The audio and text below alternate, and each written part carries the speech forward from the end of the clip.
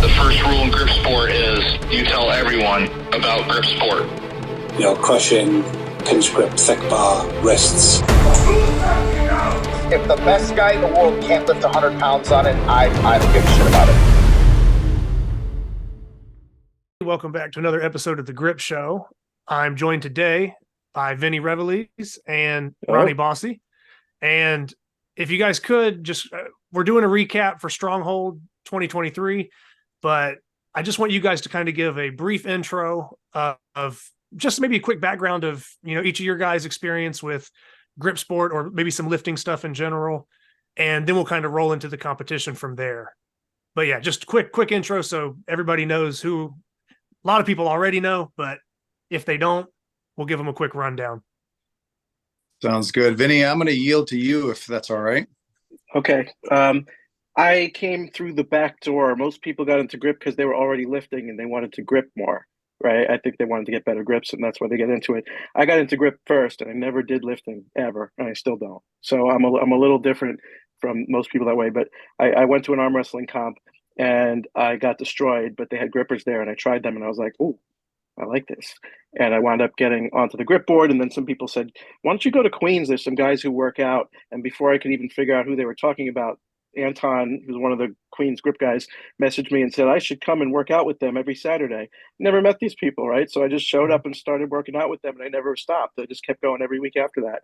So nice. And that's exactly the kind of way that everybody in grip sport has been since I started. So I just got kind of like mentored all over the place. I was 48 years old at the time. Now I'm 54.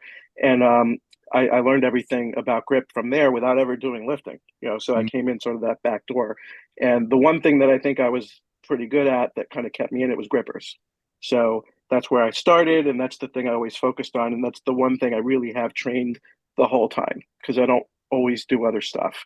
I don't always train, but grippers I never really stopped except for like a couple months here and there.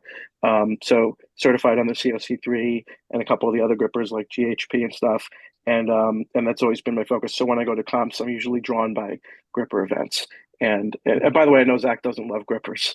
But like I said, I'm kind of neutral with it. I'm kind of neutral with it. I'm not the greatest at them, but I don't mind them. I'm not like anti grippers. So it's what drew me in, but I don't think that they're like special or better than anything else. But it's just what drew me in, and I've always felt at home there. But I like pinch a lot too. That's one of my better areas, and I like the things that don't focus as much on the big weights. The things that are more about your hand. Those are the ones that I find more interesting and more my style, and that I get more into. So, you like what you're good at usually. All right. And then Ronni, for you, you might have kind of the opposite of that, because you have a background in powerlifting. And then I'm assuming you probably were powerlifting before you did anything grip sport. I assume. Is that accurate? Yeah. Well, I started as a very, very novice rock climber years ago, and I'm talking, bouldering mostly. So I did that for kind of a long time, in my teens into my let's say mid 20s. But I've always kind of touched weights. I've always loved it. Like there was, to the detriment of my poor dad. I had this little, I grew up in the 70s, as a kid, just like Vinny, and we had this little metal shed, and inside the shed, my dad let me have a bench with the old sand weights, you know what I mean? The plastic trays. Yeah. So inside of it, one of my buddies with orange spray painted Rugged Ronnie's home gym. So yeah. So since I was 11, I've been touching weights. I always looked like a Backstreet Boys younger sister, basically, until I started learning that, you really have to eat to grow. So I, in the Portland area, that's where I'm from. I found this powerlifting gym, and it was basically modeled after West Side. It was really rough. I loved it. So, fast forward a bunch of years later, I got into that, did a bunch of comps, learned. I've always been a smaller guy. I've learned as much as I could possibly learn. So I was at least smart enough to know, pay attention to what the more experienced, stronger guys are doing. Do what they do. If it works for me, great. If it doesn't, pivot. But And I was the first one at comps to be called, and then I was sort of the third one and the fifth one and whatever, So, but it's always taken me a long, long time to work up. And I never had a really impressive number. But for me, drug-free at 40, just under 200 pounds, I had a pretty decent squat, and okay pull. And, so it wasn't until later I really started putting on weight. But that was kind of my thing. Grip, I've always enjoyed grip, and always enjoyed it. And I actually stumbled across the grip board. I forget exactly what. I don't know if it was 2010 or 2013. I want to say it's 2013, rings a bell. But it was when, Jed and Adam, I think Cody was on there at the time, a bunch of guys. And then later, Delmar Carter and, all those dudes. But I was instantly hooked. So for me, grip is kind of an interesting path. I don't have big hands, but they're okay, but they're 8-inch, I think. So it's good enough. I later learned that you don't really need them, it certainly helps, but just like Vinny, that community was like nothing else, strength sports community in general, strength fighting, that's, that sort of thing is a really tight group. And that's what really kind of drew me in and sort of kept me in. But grip specifically, it's a pretty unique group of welcoming people. I mean, I can sort of go on and on, but I focus on it today, but I'm still really in love with the overall kind of multi-joint lifts. And today basically I'm a strength and conditioning coach. I've been doing that for quite a while. And to see people that come into my gym and see all the things with, whatever it is, they're like, hey, that's pretty neat. So to be able to, so I try to, on your show, I think it's Jed that says, the number one rule to grip sport is tell everybody about it. Well, that's me. I'm not a particularly strong lifter in anything. So I always kind of wonder, like, how am I in the middle of the mix, with all these people? It's like, I know how to bring people together. I know how to encourage. I know how to inspire, and I'm really good at that. And I know how to make something look shiny and like attractive,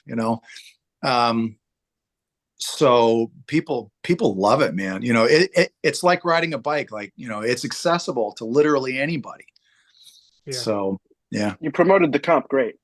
I mean, the lead up to it, seeing all of your posts on Facebook before it, everything was set up well, and it was so well done. It's like you always do it. I know you're not that experienced with it, but it was really good. So to hear that was really incredible. And I'm, so I know a lot of people, and I'm like, who's better at this, than I am. And I go and, talk with them. I have a lot of powerlifting competition experience. So I kind of know the general flow of it. But also, a lot of strongman comps, and then talking to a lot of people who've run grip comps. And my number one thing, is like, I want to make this as enjoyable for the competitors as I possibly can. What do they need? What do they look for? So I was talking to people, behind the scenes for months, like, what would you like to see differently? What is it that I can do? And I probably, stressed out different people, asking them so many questions, and, multiple texts and phone calls to, Jed. I'm like, how do I do this? He's like, bro, it's simple. I'm like, all right, well. And so he was patient. A lot of people were, but I used, other people, and somebody put it really well. The closer it gets to a contest, the more sped up things seem to be. And like I said, I definitely learned some things that I can, improve upon for next year. But my number one goal, man, was like, make this as enjoyable as it can. Because, like, look, I'm way out in the middle of nowhere. It's like, why are they going to want to come up here, And, for you three guys, Tony, Tim, and you, Vinny, it's like, you saw it as like a road trip with a few buddies. And that was perfect, you know. And the other thing that I got to say is like, you guys brought up some stuff to be a part of the comp for like the medley and, you know, a couple of grippers and things. And even, you know, you, Vinny, some things for me to take a look at and buy, which I was extremely, you know, thankful for. Really, really helped. Every little thing made it, you know, everything. So I'm a big believer that like gratitude goes a long way. So somebody does something for you, make it obvious that you're grateful for it. So I really tried to kind of make that known, you know, every single person, even those poor loaders and like handlers, you know, one of them They did a great job. Oh man, they were thrown in the fire and they worked it right out. Yeah, so I appreciate that. All right, so real quick, you kind of mentioned, you know, being out in the middle of nowhere. Because you pretty much just run down like where you are located and kind of where the competition took place, and as far as like, I guess like your venue selection. So more just like, you know, city, state, and then a little bit more detail, maybe just kind of break down. And Vinny, you can jump in on this too, but you know, just what the overall like venue looked like. You know, hey, we first walked in, and this is kind of why I did what I did, or this is how it was set up, and just give us you know, a couple details on that. Sure. So Fort Fairfield, Maine.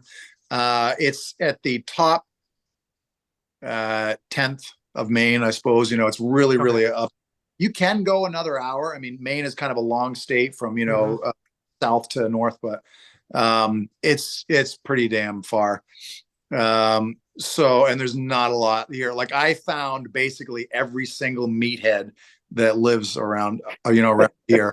Sort of rallied them all together. And I texted Ronnie to ask him if there was a good place to get some food right after we weighed in. He's like, no, there's really no place to eat here. Like, it's that kind of town. It's kind of small.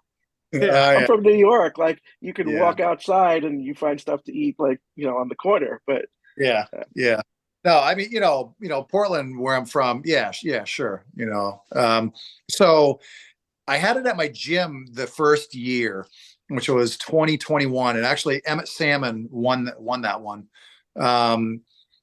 And my gym is tiny. You know, it's in my garage. It's not insulated. It amazes me how much I've been able to cram in that little space. So the first year there was 8 competitors, and dude, like nobody could move. Everybody had fun, you know, because I know how to make things fun. But this year I'm like, no, especially if anybody's going to drive and travel, I want it to be at a big spot.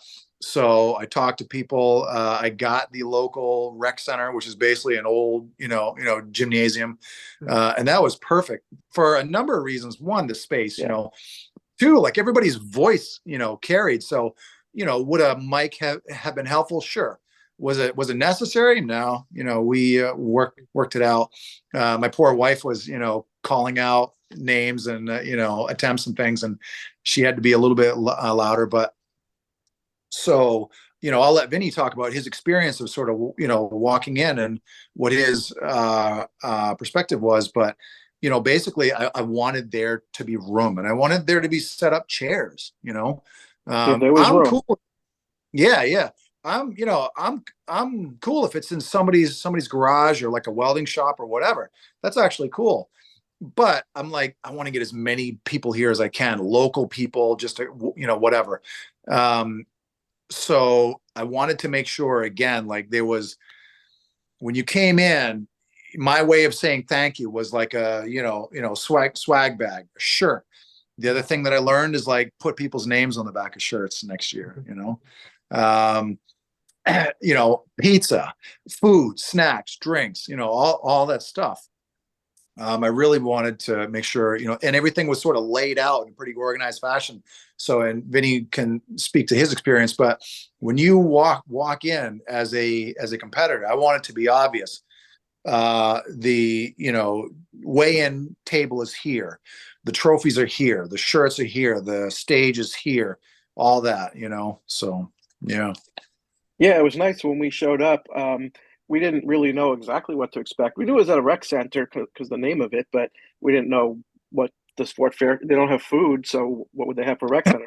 So we showed up, and it was a pretty decent sized gymnasium. He had like the equivalent of a stage. It wasn't raised up, but it was like a mat, and it was an area that was clearly the focus with the setup. And there were the tables on the side for the registration, and they had the goodie bags. I couldn't believe the goodie bags had things in it that like you really wanted, because sometimes you just get like a bag of crap, but this was like stuff you would actually maybe buy. There was a gift certificate to Subway, gift certificate to the restaurant we all went to later. There was a Canon PowerWorks skeleton key block set, which are those are $7, and I've actually bought those in the past. So these are things like you want. And so that was kind of nice. Some protein things that maybe were donated to get people into protein stuff, and that was fine. So I appreciated that. The T-shirt, I don't even remember buying that. Maybe I bought it, or maybe it was part of the registration. But that was nice. It was a nice T-shirt. I was happy to get that. The thing you said about the names would be nice, but I wasn't thinking about that. But that's actually a pretty cool idea. So I took off my habitual white tiger shirt and put on the comp T-shirt so we would all match. I like that. It was good. It was good. We were very happy when we got there. We were a bit overwhelmed with how professional it felt. Like this is like a serious comp. And we didn't come specifically for that, even though, we came really, as you said, a road trip. But it turned out that it felt like a real comp, Wow. Yeah. Okay, so with that being said, like I said, you kind of have set the scene, and everybody kind of, at least I can kind of visualize, walking into it and everything, and all that. Now with he had spectator seats, but not just the seats. He had spectators were there to watch us. You don't always get that at a that's comp. true. There were people there watching. All right, go on. Sorry. No, it's usually the competitors kind of cheering each other on, or watching. So to actually have people that are like, "Hey, I'm actually here just to watch." That always makes it better. I'm that annoying guy that it's like, if I want something to happen, I will make it happen. So I literally saw this big gorilla at a gas station once when I was at a gym, and I'm like, "Hey man, you look like you lift." Like, who does that? I'm like, "Hey man, you look like you lift." And he's looking at me like, "What does this dude want?" He's like, "Yeah, kinda." I'm like, "Hey, you should come to the powerlifting gym." Blah blah blah blah blah. And I left like a giant dork, and a week later, he shows up. 3 or 4 years later, he's still at that gym, and I watched him smoke 775 on his second attempt like it was nothing. So you never know. I'm good with looking like a weird random dork. If it gets somebody into the sport, whatever. Yeah. The 775 you're referring to, was that a deadlift? Deadlift, sorry. Yeah. No, I was just gonna I was just clarifying, curl. Okay. But right, single arm curl. Harold. Man. But what I was mentioning was that this would be the second one that you've put on, and you mentioned the first one having 8 people. Around what was the overall turnout for this one? 15. Okay, and that's about the same we had for heavy hands. Wow. We went with out-of-state lifters, and I felt like, we had some cancellations and stuff, but that was a pretty decent, a pretty decent sized comp with a pretty good atmosphere. So it's like, I can just picture that same thing up there, and probably a little bit more of a harder area, on the map, to get people there. So hats off to you for getting that done and getting those people in that room. And then, well, I gotta give it up to the grip board. Like, what a platform that is, honestly. You know what I mean? It's like, because you can connect with people obviously from like all over the world, and it's like, if you frame things nice enough, you never know. And it's like, what a great platform it is. And it's like, everybody knows, no doubt, that Matt's gonna do awesome with it. You know what I mean? Yeah. So and the funny thing is like, I've been buying and selling stuff, on there for years. Well, what I didn't realize until either meeting them or kind of recently is like, in like Texas, I've either bought or sold or both from Tony, from Vinny, and Tim for like years. Okay. It's like, without knowing that this was the same person we were dealing with. Yeah. And my name on the grip board has changed. It was Jethro 1 or whatever, and I have no idea why. That's like the dumbest name. I had thing for years, and it's like, that was me. And I changed to like, a rustic barbell recently, Mhm. but I'm like, no. So to meet them is cool. And and I mean, like they couldn't be more solid, I mean, boy, you guys were amazing. Thank you. So another thing I would like to note is that you had a decent amount of teen participation.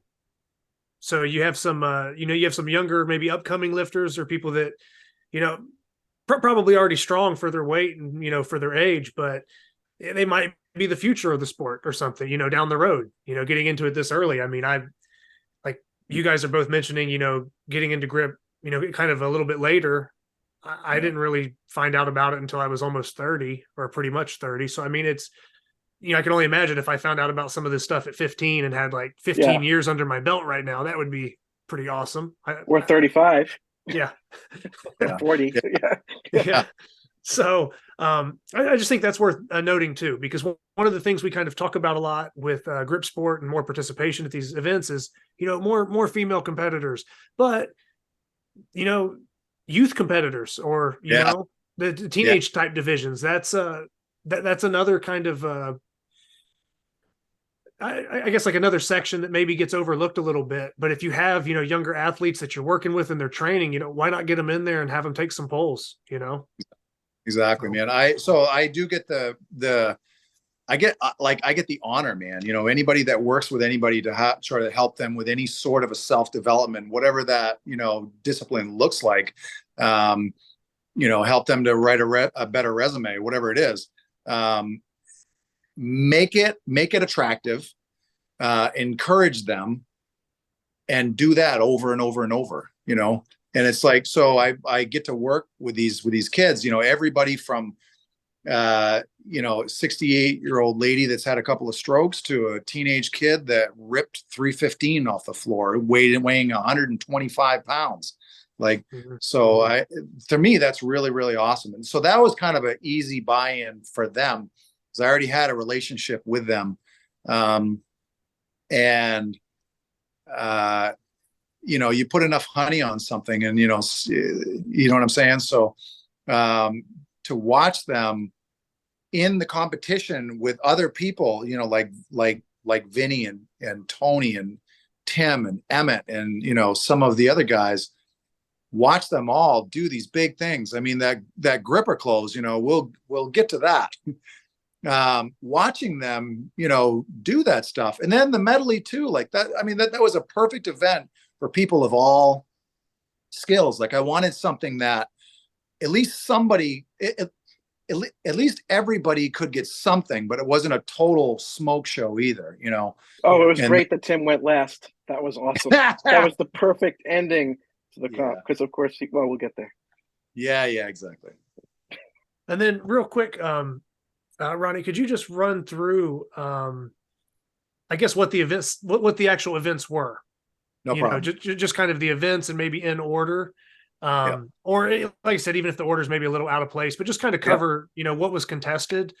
And then we might look at kind of, breaking down, how people's performances were through that, but just so we at least know kind of what was, what lifts were being held and all that stuff. We mentioned a medley there and some grippers, but Sure. yeah, so whenever you want. Yeah. Yeah, so I opened with the grippers, four attempts of that. So these were all four attempt lifts, if you will. Mhm.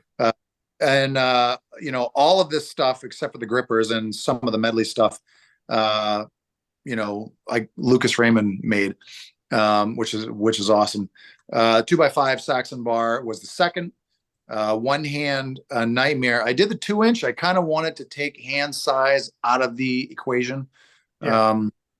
So the one-handed 2-inch Napalm's nightmare was third. The inch pinch was fourth, just because that hasn't been contested a hell of a lot yet. And a nod to Vinny for convincing me to keep it in. So thank you for that. And a medley at the end. So that was a 3-minute medley.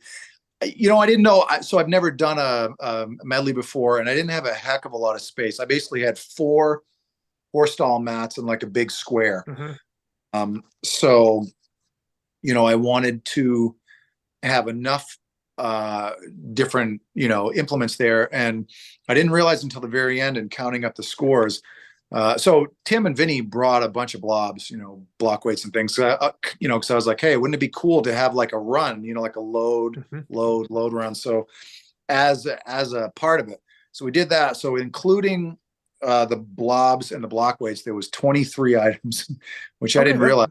That's a good medley. I mean, that's yeah. And it was. And Vinny brought cards and we'll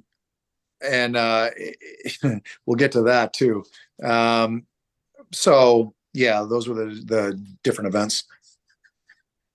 Okay. And then, like I said, we can kind of go however you guys would like. Do you want to start in a certain spot? Maybe just start with the first event and kind of go like chronologically kind of through. Would that be easier to kind of, Yeah.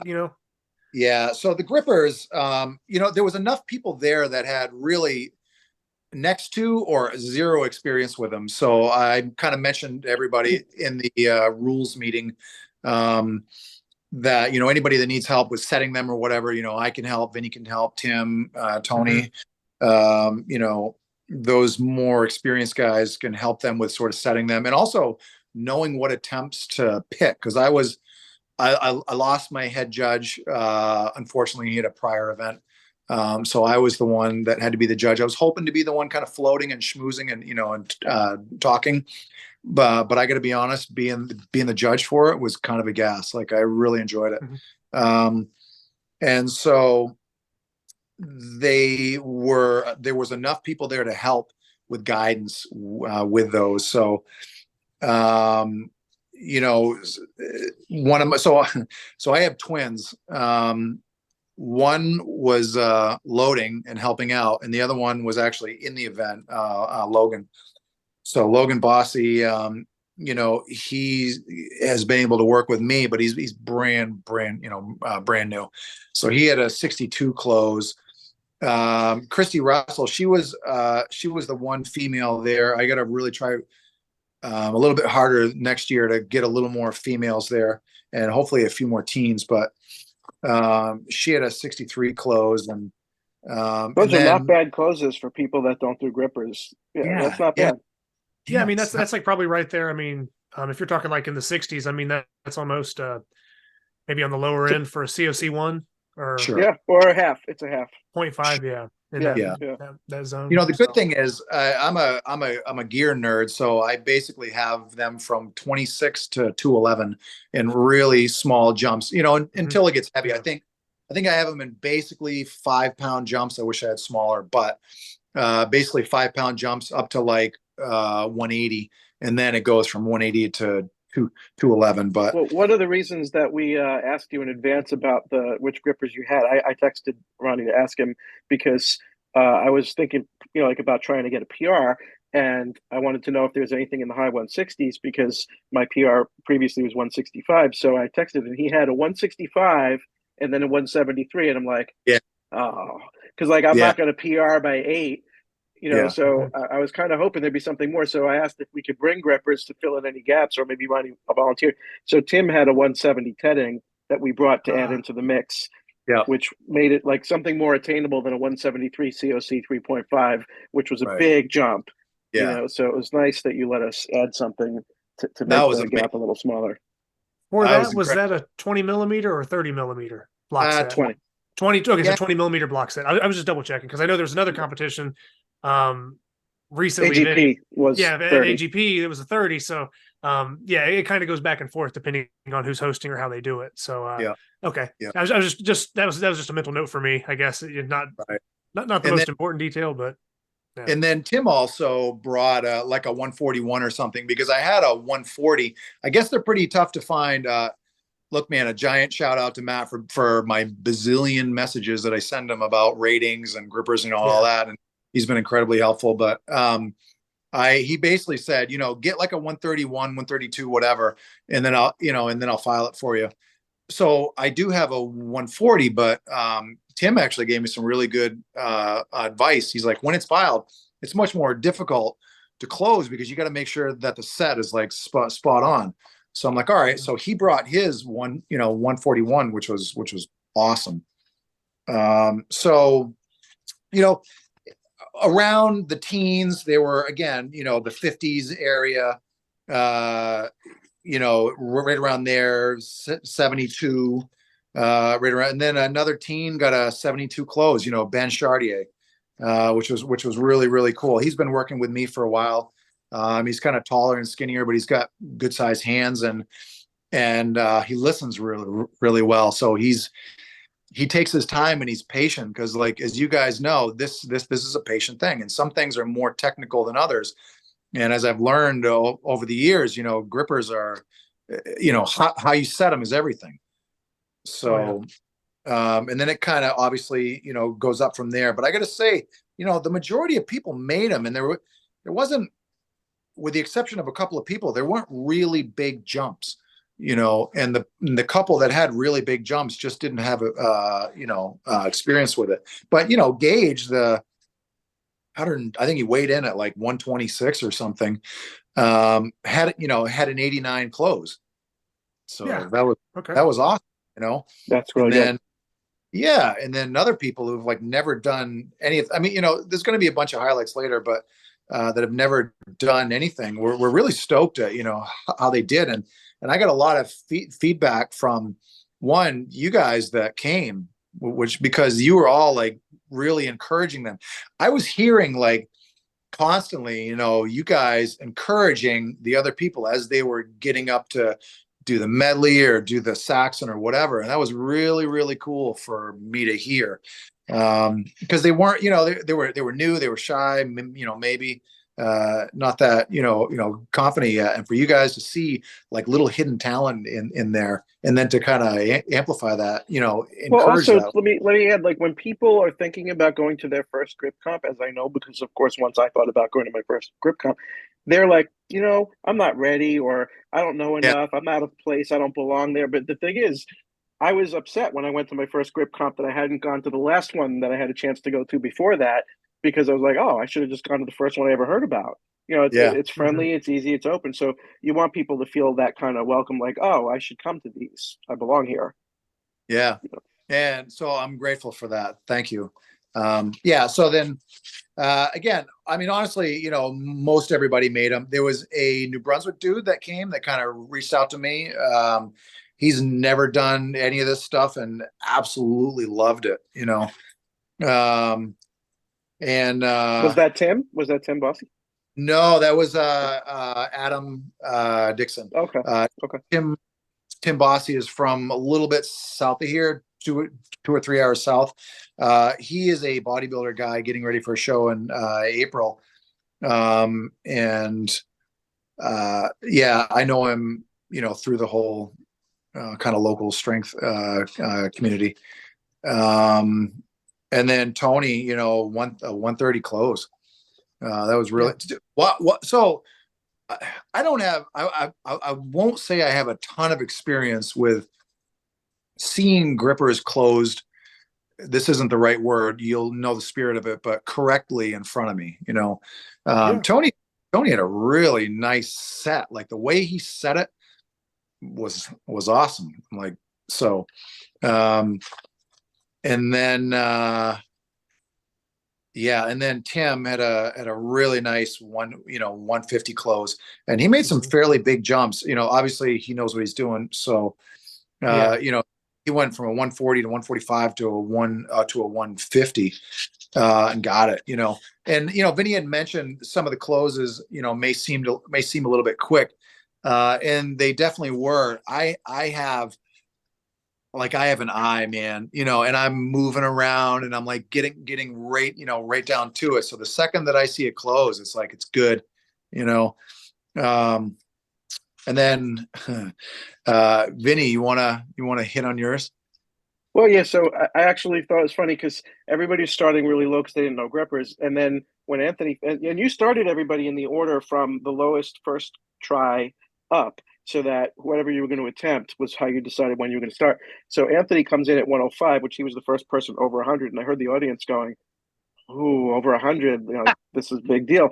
I knew that was something Anthony could go do in his sleep and that he would do more than that. But they weren't expecting to hear those big numbers. So he started with that. And And then Tim started, I think, around 130 or 140. I forget where he started, but he ended on 150. So Yeah. I almost felt like guilty going in and starting on the 159. You know? Yeah. But I had known that I had gotten 160 at the AGP comp with a 30 millimeter. So I figured I've been training. I don't think I'm any worse. I might be better. So I figured I can start at 159 for 20 millimeter if I got 160 with 30 millimeters. So that was safe. And I got it. And then for the second, I was looking at a 165 COC 3.5 or a 170 tetting, and I'm like, I just go for the tetting. You know, it's a little more narrow, and I have a 165 3.5 at home, and it's like right on the limit of what I can do. So I thought, let me try the 170, see what happens. And I got it, and I didn't know if I would or not because I hadn't tried that gripper before. But it probably is a little easier than a 3.5, or at least for me, because tettings somehow just work for me. You know, everybody has their feelings. Some people like GHP. You know, it's what you like. But so it was a gamble, and I'm glad Tim brought it because I didn't get the 173 when I tried that for my third attempt, and I wasn't gonna. You were close though.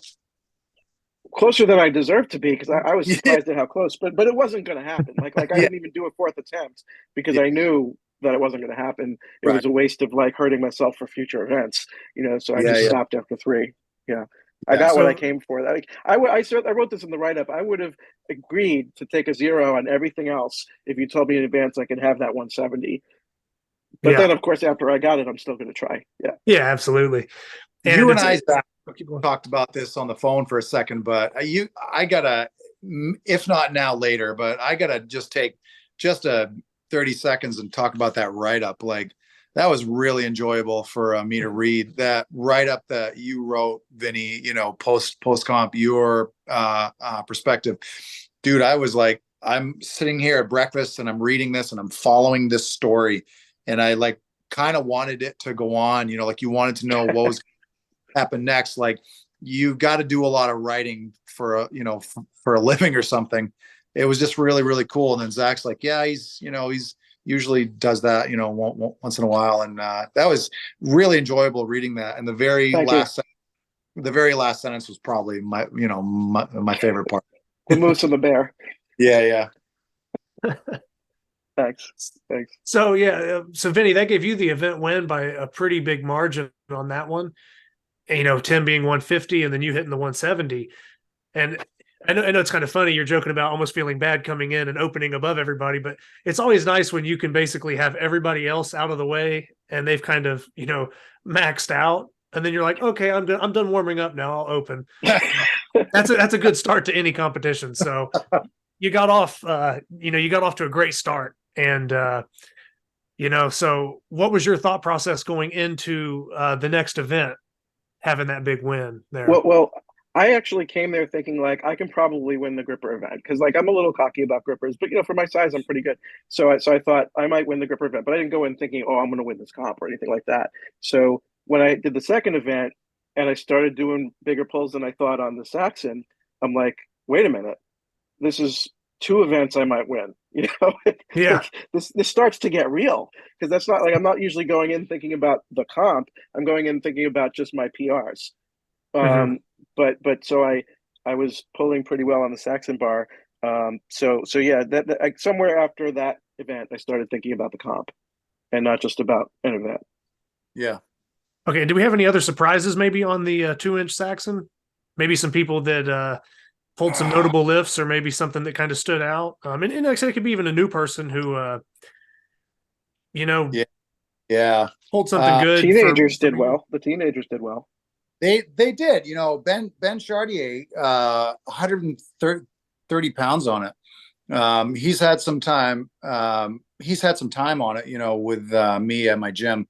I had to plug my phone in, so the angle changed. I'm sorry. You're good. But you know, for like a 73K teen,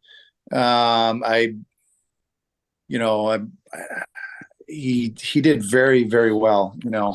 And then, you know, I mean, Gage, holy smokes, you know, 160 Saxon. And he doesn't have the biggest hands. He's got, I'd say maybe even a little bit on the smaller side hands. 160, you know, and it's like, and you know, for a friction He's lift, 15. He's 15. Yeah. Like, it's amazing. Yeah, I thought it was really amazing.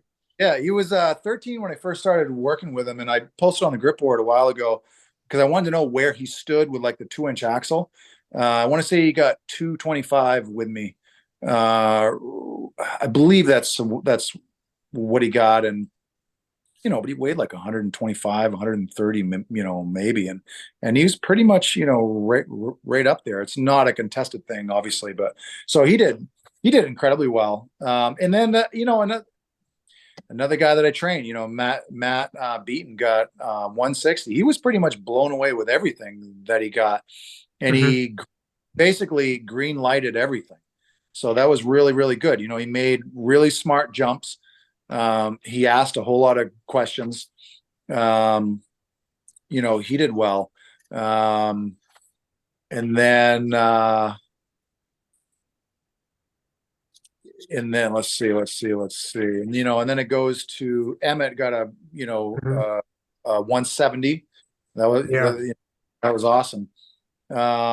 Tim with a 195 and, Vinny with a 215 win.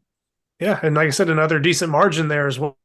It wasn't like it, squeaked out by 5 pounds or something, or it came down to the wire. Now that can always, especially when it's a 4 attempt type deal, you never necessarily know, did that guy take a 20-pound jump and miss? And that's why there's that gap. And it was actually kind of close. So sometimes there can be a bigger gap on paper than what was really happening at the competition. And that's hard to know. But if we go by what gets recorded and what counts, that's another basically 20-pound lead there for that event for 2 for 2 for you there, Vinny. So this point going into the third event, you have to really be kind of thinking like, okay. Right.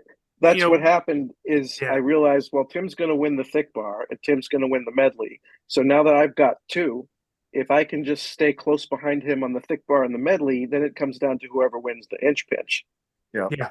Because that's going to determine who wins the comp. And that's when I thought it's possible. And Anthony actually also said to me, like, you might win this, like depends on the inch pinch. What was funny though, I mean, I guess we'll get to the inch pinch later, but we didn't realize that, because at that point, Tim and I were starting to think like it was between him and me, but neither of us won the inch pinch. Yeah. Oh yeah. Yeah. Emmett took it. And he's a pretty strategic competitor, for sure. Yeah. Who won that event for the inch pinch? Pinch, sorry. Emmett. Yeah, Emitt Samon. Okay, and that was the guy that won the competition the first year. Yes, correct. So, he had a 2.5, and he's a pretty strategic competitor. Okay. Yeah. So he did awesome. But before we jump ahead to the inch pinch, we have the one hand nightmare, which would be the essentially, from what I'm seeing, the one thick bar event. Yeah, that would be deemed. So deemed thick bar. So how did everybody kind of perform with that?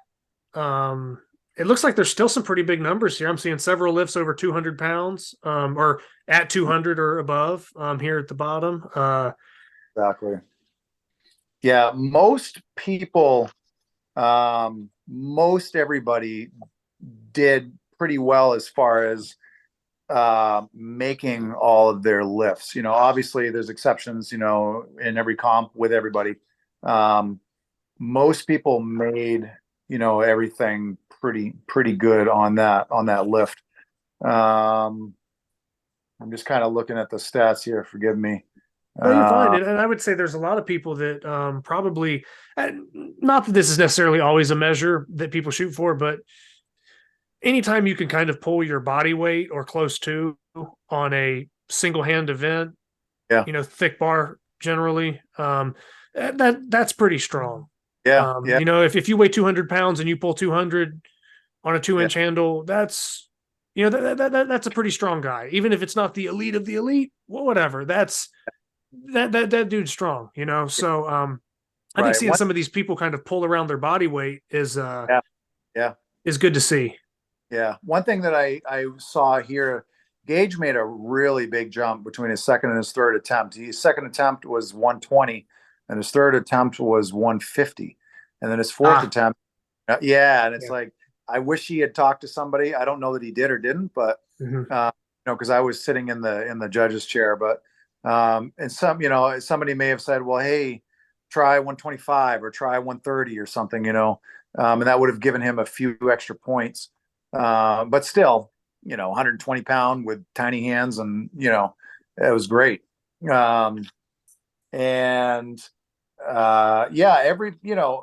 There were a good amount of people that did, somewhere around their, body weight. And again, for Adam Dixon to never have been to a grip comp before, never touched any of this stuff, had a 170 pull.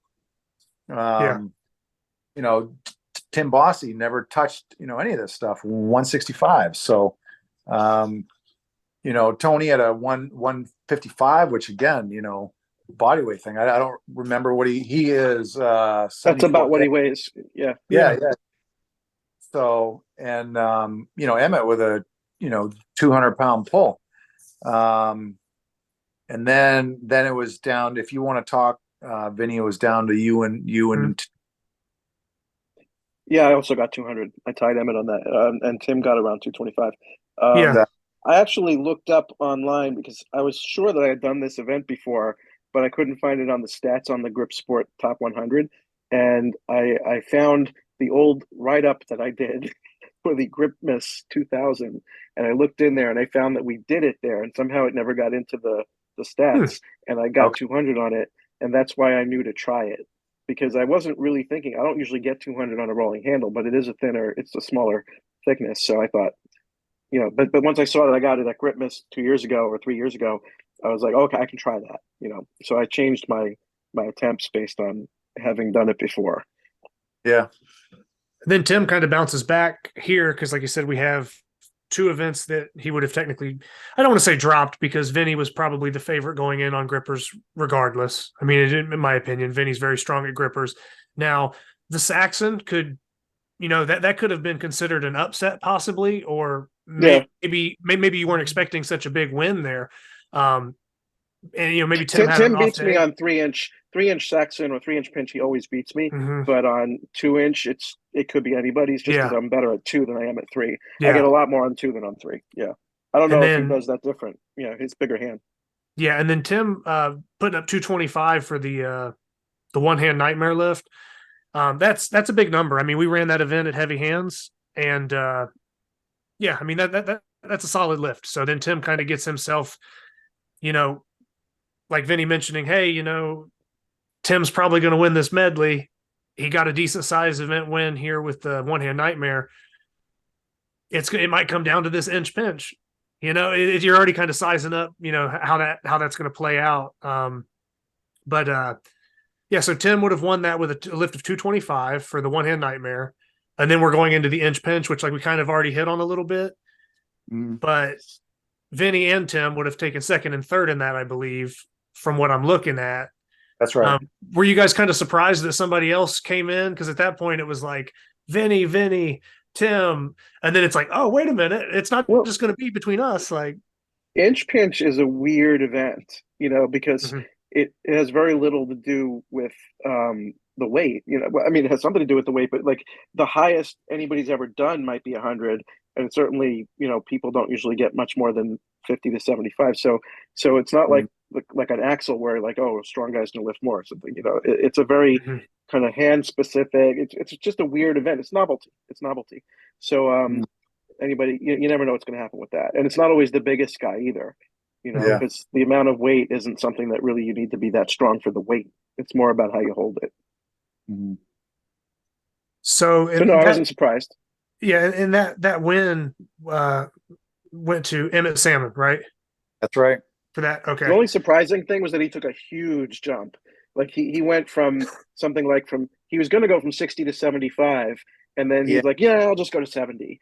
And still a 10-pound on that thing, like every pound is like 20 pounds, So the fact that he jumped 10 pounds, I'm like thinking to myself, almost like, all right, you're not going to get it, but not because I think he wouldn't, but just like that's a 10-pound jump. That's huge. But he did it, and he got it, and then he got more after that, so. Yeah, those like I always call them like smaller, like finicky lifts or finesse type lifts, like key pinch or something. those are lifts. I mean, even rolling handles, if you jump 5 pounds or 10 pounds, that's the difference between it coming up for a successful lift and people are like, yeah, you got more in you, and you add another 5 and then it doesn't move from the floor.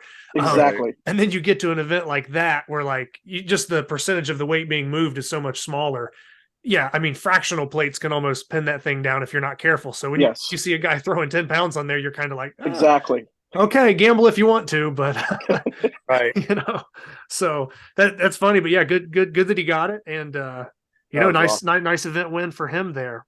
And then that would move us into is there any other I just think that particular lift, like 65 went up so easy. 67.5 was like, oh, it's hard, right?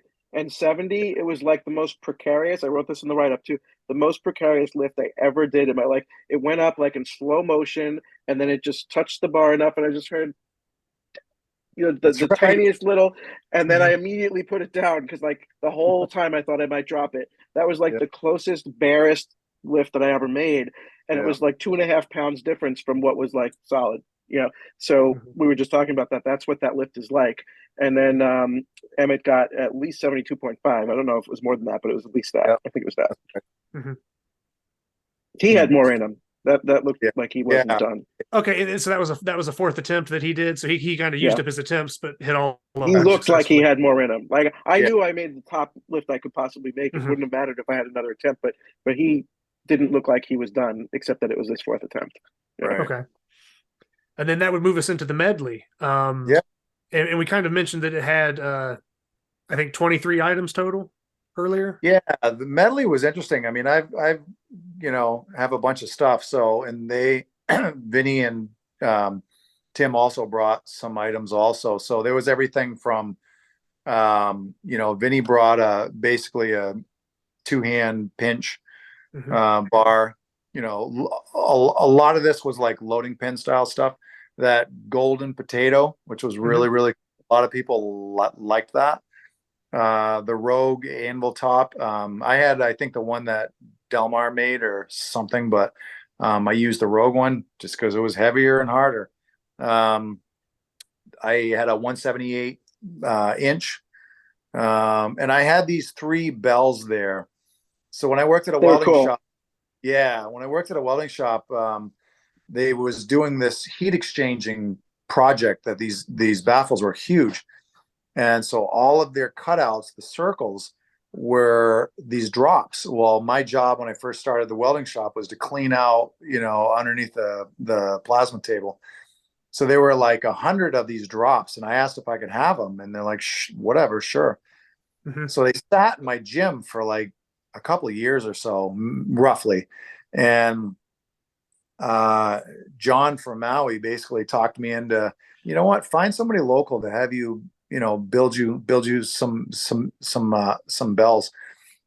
So again, I schmoozed and I found the local Vogue school, and actually Christy Russell's son is one of them that helped to build these bells for me. So they have 2.5 inch handles.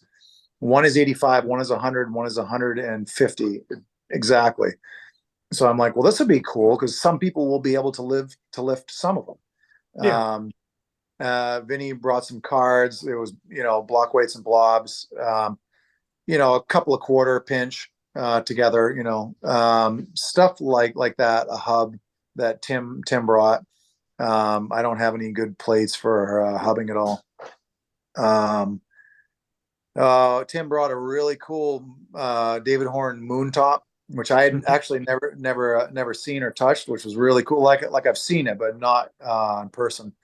A bunch of things like that. So, one of my boys, Logan, was like, Papa, I'm not going to be able to get anything.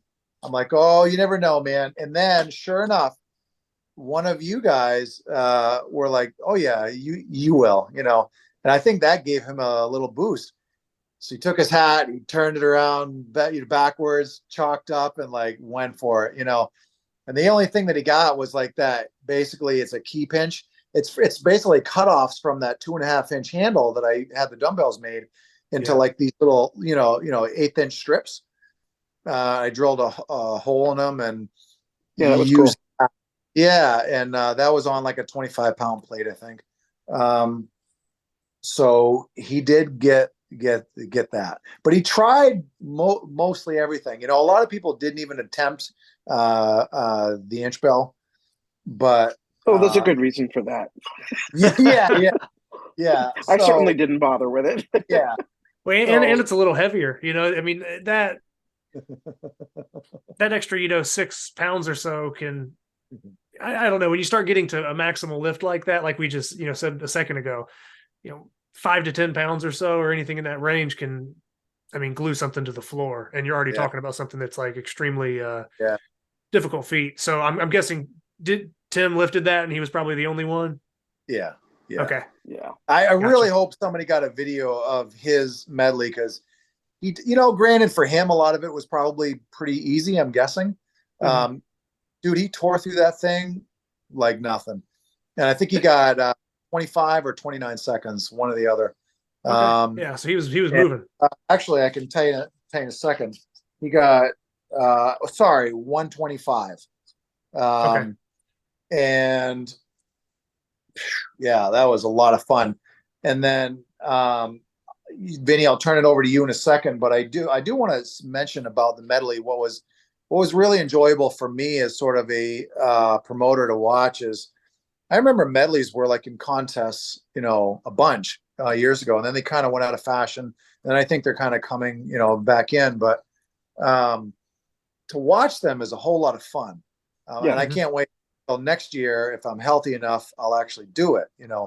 But I plan on having a medley in every meet. It's a lot of fun for competitors to do. It's a lot of fun for others to watch and others to like encourage them.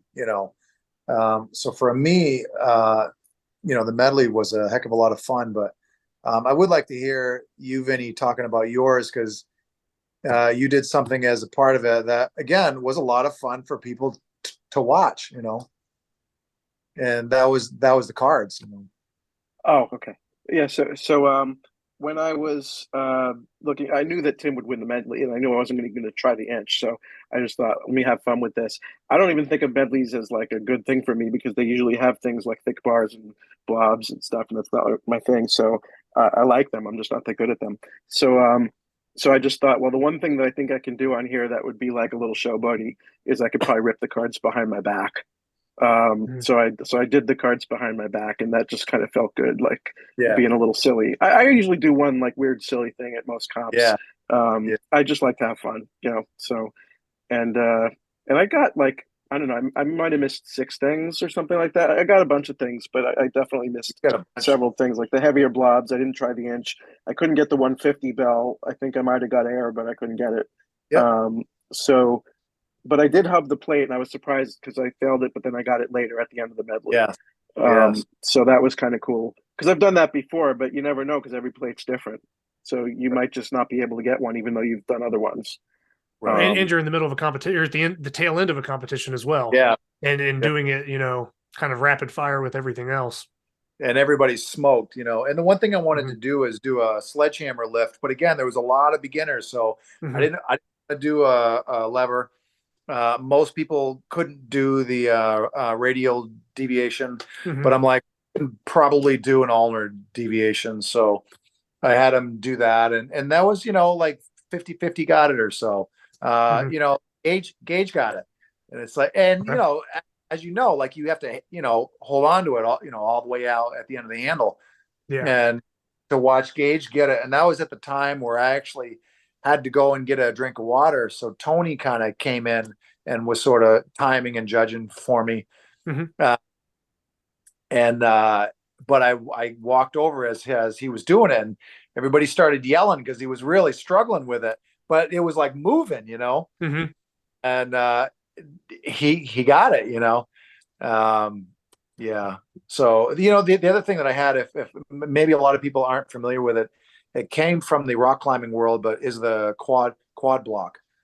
It's cool, like, is it blue? Is it like the blue thing? It has like the real thin. It's like is it like the lattice block or something? Is that how you pronounce it? Okay. Exactly. Yeah, I've seen people training with that before. So yeah, that's really cool. And and I say that because like the thing does not hold chalk at all. Yeah, it looks pretty slick. and I see Tim trying to work it and work it and work it, and it's like it just wasn't holding it. So yeah, they were including counting up the different blobs. There were 23 items. Okay. And then, like we said, Tim had the event win there. There looks like there's some other good performances where people are pulling, 17 out of 23. Most people seem to have something, close to double digits. At least getting half of the items. And we're talking about a lot of first time competitors and stuff like that that have never even seen this stuff. So that's what made it cool was that there good. was a lot of people that were like completely new. And then, for me, it was as exciting watching that as like, watching Vinny doing the gripper. Like when I saw the gripper, I've never seen a 170 close in front of me. Neither have I. For me, that's a big close. So that's real good. So it's like, for me to actually watch that a foot away from, my face, and then, with everybody, I'm like saying, good. With Vinny's, I don't remember exactly, but I think I might have yelled good, Yeah. So maybe that's why it seemed so fast, because I was surprised. Yeah. I was like, okay, all right, great.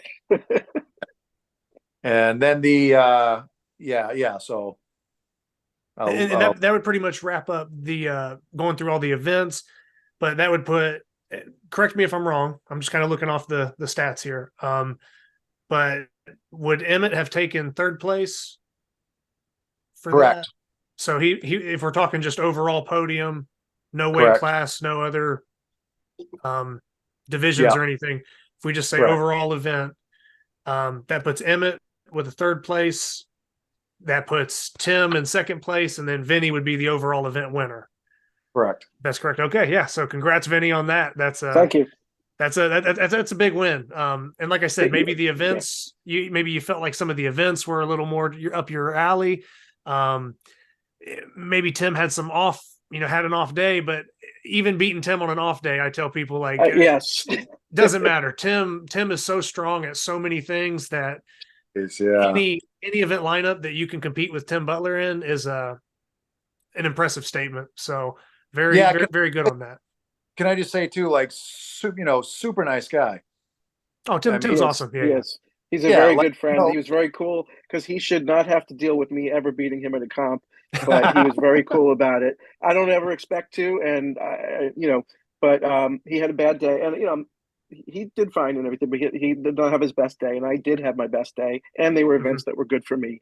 I don't expect to go to comps and beat Tim, but it was very lucky, and it felt really good, and it was a very good time. Oh, it's great. Something kind of funny is when Tim was weighing in, he was like 1.5 pounds over or something, and that was funny. Like, they're all like, "Well, go to the bathroom." So he does. He comes back. He's still, I don't know, 1 pound over or whatever. Takes off his shoes, takes off his socks. Still just barely. And I'm like, I don't know. I'm like a to the book guy, I suppose. Yeah. So he goes back, goes to pee again 20 minutes later, whatever, comes back, not quite there, takes off his shirt. Well, my wife is sitting right there, getting ready to, record the numbers. And she didn't really know what was happening at first. And she looks up and she sees Tim. Well, he's not an awful looking guy, and she doesn't know where to look. And she's like, what do I do? But he's a little ripped. Yeah. So he made it, and I'm like, quick, get off the scale, because it started to kind of, it's a digital scale. So, and I'm like, you're good, get off. Yeah. So he made that. A couple of little things that kind of stood out to me, if I may. One thing I learned, put the uprights wider, get a longer crossbar, put them wider. A couple of people were kind of running into things, and that was definitely a lesson that I learned. Because with Tim, I'm going to tell you what, man, when he did his one-hand nightmare pull, I had to go back and watch that video. I saw what I saw, and it definitely made it. But man, it was like he bent the bar on the way down because the plates got caught on top of him. And he was like, it wasn't super clear that he actually made it, he did, because I was like right there and I waited and I made that poor guy hold it, until it was clear that that right corner of that crossbar, the knock bar hit. And just to be sure, I went back and I looked at a video over and over and over, and I'm like pausing and scrolling. He did in fact make it, but that's definitely a lesson. Widen those up, give people some room. That was something that kind of stood out to me. I don't know. I mean, from your perspective, Vinny, what do you think? Like, would you like to see different, or just any thoughts in general? Only the one thing we talked about, Yeah. you and I already talked about, which is that when you go up, you don't have to like go back down for the second attempts. Yeah. So that took a little extra time, and we made it anyway, so it didn't matter. Right. But like, you could probably shave off maybe half an hour from a comp by doing everything. Yeah. Going up, And I got to say, like, everybody, because I had to tear down that night. They were coming in for like a Halloween thing to set up for the following day, but they were coming in that night, like within an hour. Everybody helped to tear that stuff down, and I had to be very ginger with that floor. And we were all the way in the back of the gym deep, so you had to wheel all that stuff out and load it up, and it was a lot of work, and everybody helped. And the bummer is, like, I just had a triple hernia surgery, so I'm not able to lift anything. And before this, I came off of like 3 years of 3 heart surgeries. So for me, it's like, can I get 45 minutes where I'm not banged up? So I'm especially excited to get back to lifting. My goal is to lift that inch that I got, and however long that takes. But for everybody to help, we made it to the restaurant to the minute. And the conversation after, for me, was some of the most fun. Just listening to everybody else's view. My favorite part about any of this stuff, and I've put together a lot of functions, barbecues, parties, or whatever. I've done a bunch of that stuff, and my favorite part is when it's all flowing and watching it all happen, and everybody talking and enjoying themselves. And for me, for this comp, it was after. And I got to say really quickly too, Vinny, I know you have a lot of work to do, but this was of note to me. One of my favorite parts is, and at the end, I'm in the back of Vinny's trunk, and I'm trying to get what I can get off him to buy, arm wrestling tables, some different, implements and things. And I see a 2.5-inch crusher. Well, in the grip world, that's kind of a valuable thing. He's not making them anymore, and everybody wants it. And well, Gage is standing here behind us, and I'm like, "Oh, are you willing that's to?" That's the 15-year-old, in case Zach doesn't know. Yeah, and I was like, "Oh, are you willing to sell that?" Because, like, I used to have one, and like a dummy, I sold it. And Vinny's like, "No," and he picks it. Well, he picks it up, looks at it, he's like, "No." Turns around, he looks at Gage. He's like, "Here you go, young man." And I thought that was the coolest thing, and I know Gage knows how special that was, not just because of the handle, but just the gesture itself. Yeah. Vinny being, the overall winner, traveling, all that stuff. It wasn't lost on Gage how special that gesture was. So to me, it's things like that not only get people in the sport, but keep them in. And not that you got to give stuff away. That's not the point of it, but just the goodwill gesture. It's like, hey man, I know that you will use this. I know that you will appreciate it. And I know that you will go somewhere with it. I even told them, like, if you decide you don't really want to do this, just make sure you give it to somebody who wants it. Yeah. Because you don't want that to just disappear in somebody's garage because it doesn't get used. So I said, you use it, but if you don't, then you give it to someone who you think wants to use it. And exactly. Said, And I especially love that, because like I've been giving away stuff for years, and the point of saying that is people have given so much to me, so many things. Power rack. I mean, it goes on and on and on and on and on. And I love the saying, you can't keep what you have unless you give it away. So I do love Jed's thing. Tell everybody about it. So with that kind of, I guess, wrapping up most of the event, how how was the after dinner, the restaurant? How was the food? It was good. Pretty good stuff. It was good. Yeah, I'm always a snob about food because I'm in New York and everything's supposed to be good here. But I didn't think that was like okay for Maine. You know, like that was just good. Yeah. Yeah. It was good food. And, we had a good And time. you had most of the people that were there all kind of go as a group as well. Yep. So everybody kind of, helped clean up as one, and then also went on to kind of hang out. I don't know if you say after party, but yeah, whatever you want to say, I think it was a good bunch of. It was most of the people, right? I don't know if it was everybody, Yeah. but it was a lot of the people, and we yeah, it was stayed a most- couple hours. Yeah. Yeah, Christy, that's cool. yeah, Christy Russell works there, so she kind of coordinated to help to make all that happen. But I do want to give a little shout out because I've been training her for 7 years now or so, and she's legitimately strong in her own right. A 315 pull. She had a 300-pound squat. At one time, has done very, very well. She pushed me. She's like, make it about the competitors first, because I can get lost in the details of it, making sure whatever. And she's like, no, if you were going in, what would you want to see?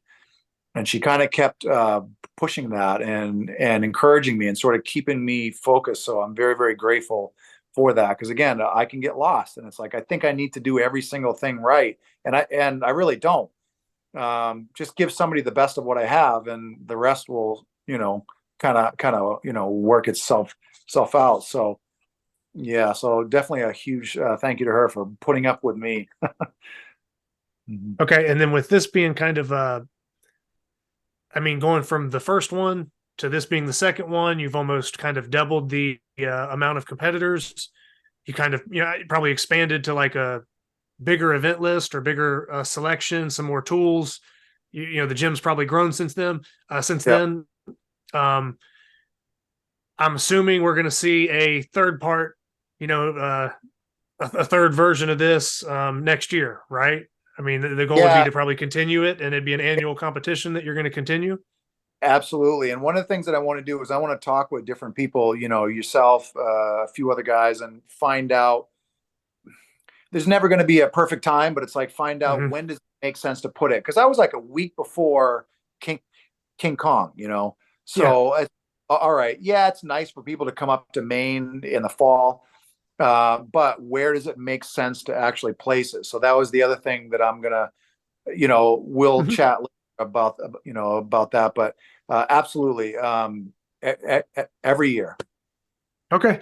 Yeah. So that's something that I think, like I said, I just really wanted to get the whole, I guess, scope of the event from, having, teens participating, masters lifters there, variety of people, from the community, people out of state making the travel, just like the grip community in general, kind of helping you out behind the scenes. You're talking to different people. You're putting time in the trophies, the things for the competitors. I just wanted to really kind of highlight this event to let people know that, because it's really, me and Ben kind of hosted our technical, like first not like a multi-venue thing, but like our own competition like that, like a single event or single venue. So, I kind of had to go through that first time promoter thing, being the guy that is trying to set stuff up and make it run right, this year. So, very happy for you to have that thing run smooth, and to hear all the praise from guys that have been in the game for a long time. I know we're talking to Vinny right now, but I spoke to Tim as well, and I think he definitely liked the trip, and everything. Yeah. So I think that I don't know, just congrats to you for pulling that off, and congrats to you, Vinny, for winning the competition. Yeah. And thanks for doing that comp. That was a really well done comp, and it was worth all of the driving, and it was a lot of driving. Then, yeah.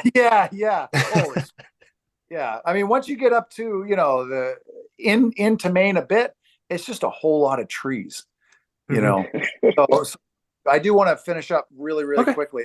I got to thank Lucas. Like, I gave him no notice to make those hub trophies every single time. And I'm not saying anything that everybody doesn't know, but every single time I deal with him, message, phone, products, whatever, like, the guy is amazing. Like, Oh yeah.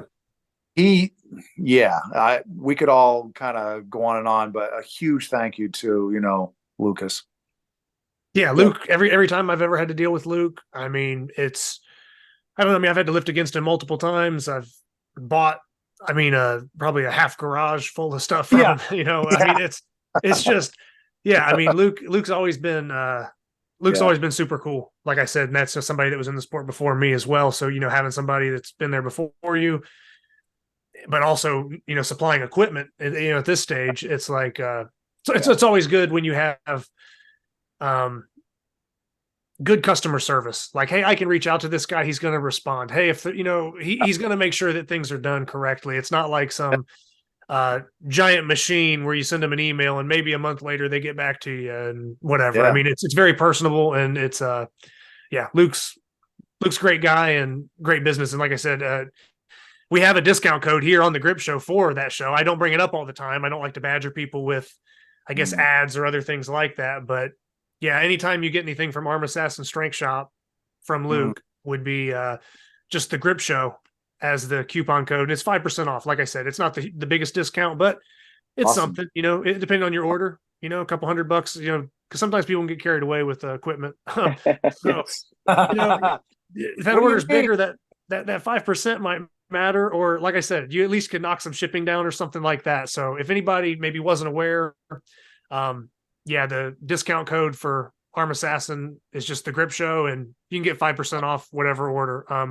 But yeah, just figured that'd be worth mentioning since we're talking about Luke again, in a business standpoint. But yeah, do you guys have anything else you'd like to add? I think that pretty much covers it on my end, man. I've had a blast kind of hearing about it. I wasn't even there, and it kind of makes me wish that I went, like I wish I would have been there for it. I do want to say thank you. Like, you are in a very positive, big way helping this sport to grow, and the fact that and there's multiple people, but it's like, man, from the very first time that you and I talked, like, you have no problem with being willing to talk and help and guide and just talk shop. Every single time I've reached out, you've always been willing to help. So it makes it more enticing for me to want to stay in this sport when there's people like you. There's people like Vinny. Like, we communicated a bunch, so it makes it that much more appealing to want to stay into this sport and compete specifically. Like, I can do whatever I want to in my own gym, but to go out and travel, spend my money, go to a comp, Vinny to spend his money, you know what I mean? It's like, it was your money. Because I still do enough stuff to pay for my trip. That's right. That's right. Good point. But thank you, Zach. Oh yeah, no, like I said, no problem. And I'm usually pretty easy to get a hold of for anybody. I mean, yeah, and that is part of doing the show. I want athletes and people to see their name being called out, see their performances kind of highlighted, and just see people get more familiar with each other. Oh, I've heard that name a couple times. Oh man, that guy seems to do good at these events. The more everybody kind of gets connected and starts knowing, who's doing what, or they start, if you put a map in your head, you can say, oh, well, we got Ronnie in Maine, and, Vinny's in New York, and Tim's in New Jersey. Next thing you know, you start kind of pinpointing different things on the map, and you kind of know where everybody's from. And I think it just kind of helps the community in general get a better sense of, who's doing what, where people are at. And I think it kind of connects people a little bit. So that's just, one of the aspects I'm trying to kind of accomplish with, I guess, some of these recaps and things like that. So I'm super happy and thankful for anybody that's taking their time to tune in and listen to me ramble sometimes, because like I said, I'm not some like natural broadcaster or anything like that. So this is just somebody that's passionate about grip and trying to, be informative and put stuff out there that people hopefully can learn from, and stuff that kind of brings us all together, so good stuff. Thanks for that. So you guys good on that? Do you think that was a pretty good rundown? Yeah, thank you for doing the show, and thank you for giving us a little spotlight this time. It's nice to have your 15 minutes. Oh no, man, absolutely. You guys, like I said, I had been seeing the same thing you did. The build up to the competition, had been in touch about these trophies. Hey, this is what this is looking like, and then you see the write-up and I'm like, man, I have to cover this one, even if I wasn't there. And that's what I told people before when I started the recaps. It's like, I'm not only just going to recap events that I'm at, I was at this one, so that's the one I'm covering. Yeah. I'm totally open. If there are good, solid competitions being held, I want to give them the spotlight and the attention, and I don't have to be there for it. I can't be, all over the country at every single one of these things. And whoever happens to win or be hosting or doing whatever, it's like, I want to give them the floor and give them the credit they deserve. So, like I said, I think the recaps and stuff like that will keep rolling in. And as some of these competitions kind of become staples throughout the years, like we intend on making Heavy Hands annual. If you annually host that, if we can kind of get some of these things, there's some other guys in North Carolina down here that, like the AGP, I had a recap with Jason Otto, and, that's something that they do. And, there's always going to be a national. So we can kind of frame our calendars, hey, maybe I can't make that one, but I can make this one. It just keeps everybody kind of connected and on the same calendar a little bit. So I thank you guys for taking the time, and congrats on a killer performance, Vinny. And thank you very much. Great job, Ronni, for bringing the people together and making it all happen. So I wish you guys the best in both, future training and future grip goals and stuff like that. And I'm sure we'll cross paths here at some point at some competition or absolutely. Yeah. So thank you guys. Like I said, we'll go ahead and just kind of wrap things up with that. Awesome. Thanks. Thank you. Thank you, Vinny.